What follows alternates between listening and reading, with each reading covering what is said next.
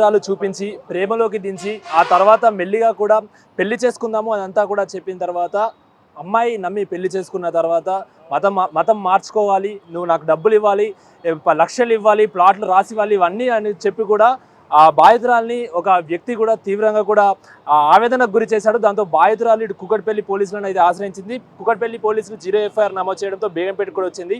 ఆమెపై పలుమార్లు అత్యాచారం చేస్తుందంటూ కూడా బాధితురాలు చెప్తున్న పరిస్థితి. ప్రస్తుతం నాతో బాధితురాలు ఉన్నారు. అసలు ఏం జరిగింది ఏంటి అని తెలుసుకుందాం. అమ్మ చెప్పండి, అసలు మీకు ఈ నిందితుడు ఎప్పుడు పరిచయం అయ్యాడు, ఏమని చెప్పి మిమ్మల్ని మీతో పరిచయం పెంచుకున్నాడు? అసలు మేలో పరిచయం సార్ వీళ్ళు. లాస్ట్ ఇయర్ May 17 మా షాప్ రెంట్కి వచ్చింది ఒకటి, దానికి నో బ్రోకర్లో పెడితే వీళ్ళు అలా పరిచయం అయ్యారు. నాకు పరిచయం అయిన 3 డేస్కే అతను కన్వర్ట్ అయిపోయాడు, హిందూలాగా మారిపోయాడు అని చెప్పాడు నాకు. అలా మాకు పరిచయం అతను. తర్వాత అంటే ఇలా పెళ్ళి ఒకటి, వాళ్ళు నాకు ఫిజికల్గా అలా ఇక్కడ బేగంపేటలో చేశారు. మళ్ళీ కుందన్బాగ్లో పెళ్లి రోజు కూడా తమ్ముళ్ళు అందరు కలిసి నాతోటి అలా. ఏంటి మేడం, పెళ్లి జరగక ముందే వాళ్ళు మిమ్మల్ని ఫిజికల్ గా యూజ్ చేసుకున్నారు? అతను ఒక్కరే కాకుండా వాళ్ళ తమ్ముళ్ళని కూడా చెప్తున్నారు. ఎలా మిమ్మల్ని ఎలా లొంగ తీసుకున్నారు? వాళ్ళు మిమ్మల్ని ఏమని చెప్పి ఒప్పించారు? వాళ్ళ దగ్గర అదే మత్తు పదార్థాలు ఉండేటివి, అది ఇచ్చేవాళ్ళు ప్రతిసారి నాకు. ఇంకా అంటే వాళ్ళు కళ్ళలో చూసి మాట్లాడితే ఇంకా మనం వాళ్ళ దాంట్లో వెళ్ళిపోతాము. అది వాళ్ళు చేసేవాళ్ళు. ప్రతి ఒక్కళ్ళు వాళ్ళ ఫ్యామిలీలో అందరూ ఇందులో ఉన్నారు సార్. పెళ్లి మీ ఇష్టపూర్తంగానే చేసుకున్నారు లేకుంటే అది కూడా బలవంతంగా చేశారు? ఎందుకంటే మాకు కొన్ని పెళ్లి ఫొటోస్ చూసాము, అందులో మీరు నవ్వుతూ ఉన్నారు. ఏంటి అసలు ఏం జరిగింది ఆ సమయంలో? అప్పుడు కూడా మీకు ఇలాంటి డ్రగ్స్ ఏమైనా ఇచ్చారా? అవైతే ఎప్పటి నుంచి ఇస్తున్నారో తెలీదు. పెళ్ళి చేసుకున్న తర్వాత నా ఫొటోస్ ఏవైతే ఉన్నాయో డిలీట్ చేస్తామని చెప్పారు నాతోటి. డిలీట్ చేస్తారని చెప్పి అనుకున్నాను నేను కూడా. నవ్వుతూ ఉన్నానంటే ఇంకా వాళ్ళు నటించమని చెప్పారు ప్రతిసారి నాకు. అంటే నువ్వు బయట నీది చూపిస్తే మీ అమ్మ చెల్లిని మేము చంపేస్తాము, చంపి అది న్యాచురల్ డెత్ లాగా ప్రూవ్ చేస్తే నువ్వు ఏం చేస్తావు అని చెప్పి అన్నారు ప్రతి ఒక్కళ్ళు. అందులో డబ్బు కూడా తీసుకున్నట్టు తెలుస్తుంది మీ దగ్గర నుండి. డబ్బులు ఎప్పుడు తీసుకున్నాడు? పెళ్లికి ముందు తీసుకున్నాడా లేకుంటే తర్వాత తీసుకున్నాడు? అసలు ఎందుకు తీసుకున్నాడు, ఏమని చెప్పి తీసుకున్నాడు, ఎంత తీసుకున్నాడు మీ దగ్గర నుండి? ప్రాపర్టీ అయినా డబ్బు అయినా? ఫస్ట్ ల్యాండ్ కొంటున్నాను నా పేరు మీద అని చెప్పి తీసుకున్నారు పెళ్లికి ముందు. దాని తర్వాత హవాలా నోట్ పోయింది, ఒకవేళ డబ్బులు రిటర్న్ ఇవ్వకపోతే ఓల్డ్ సిటీ వాళ్ళు వచ్చి చంపేస్తారు అని చెప్పారు. తర్వాత బిజినెస్ నతాషా అని బిజినెస్ అని చెప్పి డబ్బులు తీసుకున్నారు వాళ్ళు. తర్వాత ఇంకా ల్యాండ్ మాది అమ్మారనమాట. అమ్మేసి అది దానికి 500 square yards ఉంది ల్యాండ్ శంషాబాద్లో, అది అమ్మేసి ఆ డబ్బులు కూడా తీసేసుకున్నారు. మా మమ్మీకి 4 lakhs ఏమో ఇచ్చారు అంతే. అది పెళ్లి తర్వాత మీరు ఎక్కడున్నారు? అతనితో కలిసే ఉన్నారా, వాళ్ళ ఫ్యామిలీలో ఉన్నారా, లేకుంటే ప్రైవేట్ గా ఇద్దరు వచ్చి ఎక్కడైనా ఉన్నారా? ఆ సమయంలో మీ అమ్మగారు ఎక్కడ ఉన్నారు? ఫస్ట్ ఒక 1 month మా మమ్మీ నాతోనే ఉన్నారు. ఆ టైంలో వాళ్ళు ఇలా బాండ్ చేయించారు మా మమ్మీకి, డబ్బులు ఇస్తాము మీకు రిటర్న్ ఇస్తామని. వాళ్ళ మమ్మీ వచ్చారు హైదరాబాద్కి, నసీమ్ అని వాళ్ళ మమ్మీ వచ్చి నీ పెళ్ళి అయిపోయింది ఎట్లాగో నీకా మేము తీసుకెళ్ళి చేస్తాం 3 monthsలో అని చెప్పారు.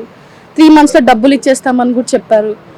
వాళ్ళ మామ అని వచ్చారు, ఇమామ్ హుస్సేన్ అని చెప్పి వచ్చాడు. అతను వచ్చి డబ్బులు మేము ఎందుకు రిటర్న్ ఇస్తాం, అది డౌరీ కింద తీసుకుంటాం మేము.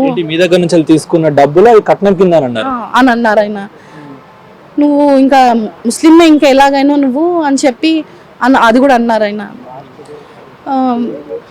ప్రధానంగా మీరు 2025 జూలైలో పెళ్లి జరిగింది అంటున్నారు, మేలో పరిచయం అంటున్నారు, ఇప్పుడు సంవత్సరం కావస్తుంది. ఎందుకు ఇప్పటివరకు మీరు బయటికి రాలేకపోయారు? బయటకు వస్తే ఏమైనా చేస్తాను? అసలు ఏం జరిగింది? ఎందుకు బయటికి రాలేరు? ఇప్పుడే ఎందుకు వచ్చారు బయటికి? బయటకు వస్తే ఒకటి నా ఫొటోస్ వాళ్ళ దగ్గర ఉన్నవి బయట పెడతాము, సోషల్ మీడియాలో వైరల్ చేస్తాము. దాని తర్వాత మా చెల్లిని కిడ్నాప్ చేస్తామని అన్నారు, తనని రేప్ చేసి చంపేస్తామని అన్నారు, మా మమ్మీని చంపేస్తాం, అది న్యాచురల్ డెత్ లాగా ప్రూవ్ చేస్తామని చెప్పారు. ఇలాంటి మాటలు చెప్పారు. నాకు ఎవరు లేరు, మేము ముగ్గురమే అనమాట. మా ఫ్యామిలీ ఉంది కానీ కొంచెం గొడవలు, ఫ్యామిలీ ప్రాపర్టీ ఇష్యూ వల్ల మేము వాళ్ళతో మాట్లాడలేదు, దూరంగా అయిపోయాము. మీరు చెప్తున్న దాని ప్రకారం అతను పలుమార్లు కూడా మీకు ఏదో తెలియని మత్తు ఇచ్చారు. మరి మీకు ఎప్పుడైనా హెల్త్ ఇష్యూస్ వచ్చాయా, ఏమైనా జరిగాయా, అప్పుడు పట్టించుకున్నారా? వస్తూ ఉండేటివి హెల్త్ ఇష్యూస్. వాళ్ళు హాస్పిటల్ తీసుకెళ్లే వాళ్ళు కాదు, హాస్పిటల్ వెళ్దామని అంటే కొట్టేవాళ్ళు నన్ను. ఎందుకు అవసరం లేదు కదా అని చెప్పి కొట్టేవాళ్ళు నన్ను. తరచు కూడా కొడుతుండేవాళ్ళు, ఎందుకంటే మాకు తెలిసిన సెప్టెంబర్ లో కూడా దాడి చేశారంటూ కూడా మీరు మీడియాతో మాట్లాడుతూ చెప్పారు. ఎందుకు స్పెసిఫిక్ గా ఆ మంత్ లో ఏం జరిగింది? ఆగస్ట్ ఎండింగ్ లో మా మమ్మీని గొడవపడి తనని వెళ్ళిపోమని చెప్పారు ఇంట్లో నుంచి, కుందన్ బాగ్ ఇంట్లో నుంచి వెళ్ళిపోమన్నారు వాళ్ళు. మా మమ్మీ ఇంకా ఏం అనలేక వెళ్ళిపోయింది తను, మా మమ్మీ చెల్లి వెళ్ళిపోయారు. తర్వాత 1 month అతను నేను అతను వాళ్ళ తమ్ముళ్ళు ఫ్రెండ్స్ వాళ్ళు వస్తూ ఉండేవాళ్ళు. అంటే నాతో వంటకి అంటే ఎంతమంది వస్తే అంతమందికి వంట చేయాలి నేను, అది ఎన్నిసార్లు అయినా చేయాలి నేను. తర్వాత బట్టలు చింపేసే వాళ్ళు నావి, అక్కడ నించుని ఏమైతే తెలియదు నాకు. 2020 ఐ మీన్ ఈ ఇయర్ 2026 జనవరిలో కూడా ఏదో కేసు పెట్టారంటూ కూడా తెలుస్తుంది. అప్పుడు ఏం కేసు పెట్టారు? అప్పుడు ఇలా ఫ్రాడ్ కేసు పెట్టమని చెప్పాము సార్ మేము. అతనికి పెళ్ళిళ్ళు అయ్యాయంట ఆల్రెడీ, 3 పెళ్ళిళ్ళు అయ్యాయంట. వాళ్ళ ఫ్యామిలీలోనే ఆ రోజు హోటల్కి తీసుకెళ్లారు నెల్లూరు అని చెప్పాను కదా, అప్పుడు కూడా ఒక వైఫ్ వచ్చిందంట, ఆఫ్రిన్ అంట అమ్మాయి పేరు, తను వచ్చింది. సమ్రీన్ అంట, మళ్ళీ సిరియన్ అమ్మాయితో అంట, రేణుకా అనే అమ్మాయితో అంట, 4 పెళ్ళయిందంట ఆల్రెడీ. మేము ఫ్రాడ్ కేసు పెట్టమంటే వాళ్ళు మిస్సింగ్ కేసు తీసుకున్నారు కుక్కట్పల్లి పోలీస్ స్టేషన్ లో. ఎందుకంటే అతను దొరికిన తర్వాత ఇదన్నీ తర్వాత తీద్దాం మనం, ఇప్పుడు అవసరం. ఏమని కేసు పెట్టారు? ఇదంతా చెప్పారా? మతం మార్పిడి, నన్ను కొట్టడం చేయడం అదంతా చెప్పారా, లేకపోతే కేవలం ఈ డబ్బుల విషయం ఏమైనా చెప్పారా? ఇలా 2 అంటే పెళ్లిళ్ళు అయిపోయాయి అతనికి అని చెప్పాము. ఆ కేసు పెట్టండి సార్ ఫస్ట్ అని అంటే వాళ్ళు తీసుకోమని చెప్పారు. ఇంకా ఆ కేసు తీసుకున్నప్పుడు ఇంక ఇవన్నీ చెప్పినా కానీ ఏం తీసుకోరు కదా సార్. నేను ఇంకా వాళ్ళకి ఏం చెప్పలేదు. వాళ్ళేమో వెతుకుతున్నాం అన్నారు. వరంగల్కి వెళ్ళారంట, నెల్లూరుకి వెళ్ళారంట, అక్కడ ఏం తెలియలేదు. వీళ్ళందరూ కూడా కనిపించట్లేదు సార్. మునావర్, షారుఖ్ వీళ్ళందరినీ కూడా వెతుకుతున్నారు, ఇస్మాయిల్ని. అంటే ఏంటి ఇప్పుడు జనవరిలో మిస్సింగ్ కేసు కుకట్పల్లి పోలీసులు నమోదు చేశారంటే జనవరి నుండి ఆ నిందితుడు మీరు ఎవరైతే పేరు చెప్తున్నారు నవాజ్ అంటూ కూడా అతను అబ్స్కాండ్ లో ఉన్నాడా?